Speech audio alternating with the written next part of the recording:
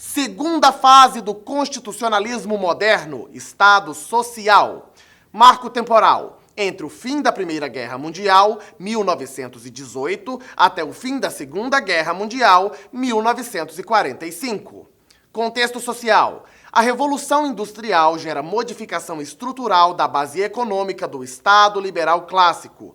A exploração da classe trabalhadora, como sendo a maior exploração do homem pelo homem, máquinas a vapor, desproteção do trabalhador, falta de normas de proteção e de direitos, exploração de trabalho infantil e das mulheres, falta de equipamentos de segurança, problemas sociais críticos, necessidade de transformação. Até então, o Estado não intervinha nem para regulamentar o exercício da autonomia privada.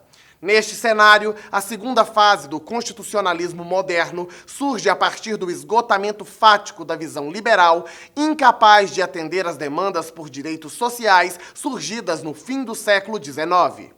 Quando se percebeu que mera garantia de liberdade se mostrou insuficiente, surgiram novas demandas de direitos. Conforme Paulo Bonavides, os partidos socialistas e cristãos propuseram a positivação de questões econômicas e sociais nas constituições, com o fim de inserir em seus textos direitos de cunho econômico e social. Nesta fase de constitucionalismo, as constituições configuram um novo modelo de Estado, então liberal e passivo, que agora passa a ser Estado social e intervencionista, com atribuição de tarefas, diretivas, programas e fins a serem executados através de prestações positivas oferecidas à sociedade. Portanto, há a passagem do Estado liberal ao Estado social e, com efeito, mudança de concepção de Constituição, que passa de Constituição garantia, defensiva ou liberal para uma Constituição social, dirigente, programática ou constitutiva. Mudança no conceito de indivíduo. A partir de 1850, século XIX, surge a necessidade de mudança de concepção do Estado-indivíduo. Até então, esta concepção englobava apenas o aspecto formal, de igualdade perante a lei. O indivíduo é um ser abstrato, necessário para se quebrar a sociedade estamental e justificar o exercício do poder pela representação política. Com a crise social instalada, surge a necessidade de proteção do homem concreto, das circunstâncias materiais e deficiências sociais. Nesse contexto, surgem os direitos sociais, normas de proteção do trabalhador e etc.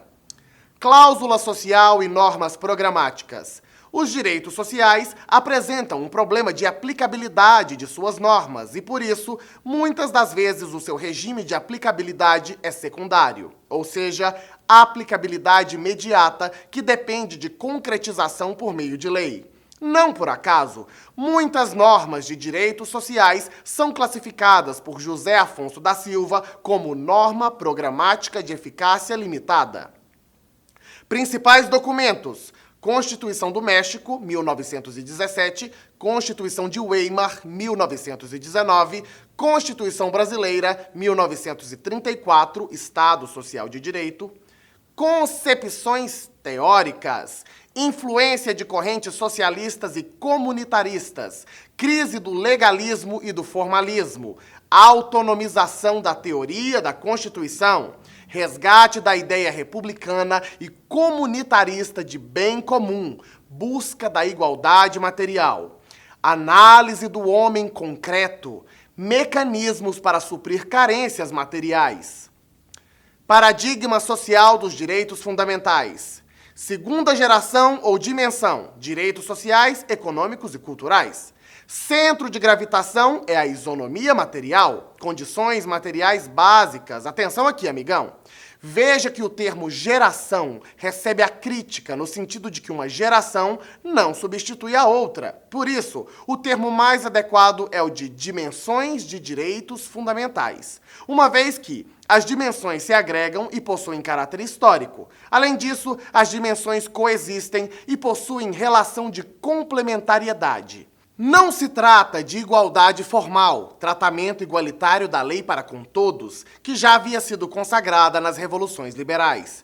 A igualdade aqui é a material, ou seja, a atuação do Estado para igualar os cidadãos, dada a crescente desigualdade social existente à época. Os direitos de segunda dimensão abrangem os direitos sociais, econômicos e culturais e exigem uma ação do Estado, uma prestação positiva. Por isso, são considerados direitos prestacionais e são direitos essencialmente coletivos. Resumindo aí para você, amigão, o paradigma social dos direitos fundamentais. Direitos fundamentais de segunda dimensão, direitos sociais, econômicos e culturais. Direitos prestacionais ou direitos de prestação, status positivos ou status civitatis, exigem prestações positivas do Estado, tanto jurídicas quanto prestações materiais. Caráter positivo. São essencialmente direitos coletivos e também pressupõem garantias institucionais. Garantias institucionais são garantias dadas não aos indivíduos, mas às instituições. É elevada a importância de certas instituições, exemplo, família, imprensa livre, funcionalismo público. Professor cita os seguintes exemplos: limitações ao capital, direitos à assistência social, à saúde, à previdência social, à educação, ao trabalho, ao lazer e etc.